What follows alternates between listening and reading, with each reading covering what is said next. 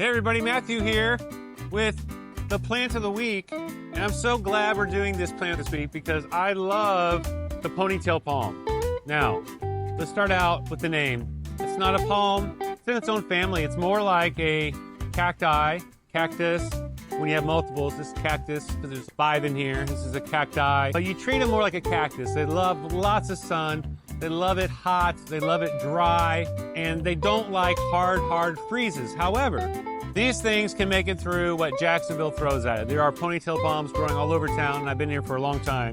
They will take a little bit of a burn if it gets down to the low 20s. But other than that, they're very hardy, very resilient.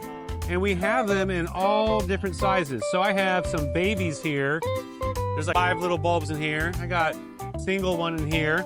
And I got ponytail palms everywhere. I got 3 gallons. We got 7 gallons. We got 15 gallons. We got 30 gallons. Now, ponytail palms are excruciatingly slow growing. Very, very slow growing. I mean, a few inches or so a year. So you can keep them as houseplants. People put these in pots and keep them as houseplants. You can put them in large containers outside on your patio, on your deck, your lanai, around your pool. They look fantastic. You can put them in the sunroom. They look really good there too. And you can plant them in the ground. So they're very versatile. And they will add an easy, exotic look to your garden, to your patio, no matter where you choose to use them. But just choose them. They're very simple. We carry them all year round. We have them in lots of different sizes. Come check them out. I got some pretty big specimens here. And I got itty bitty babies.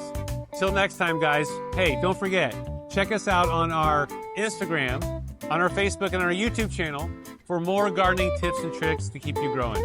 See y'all later.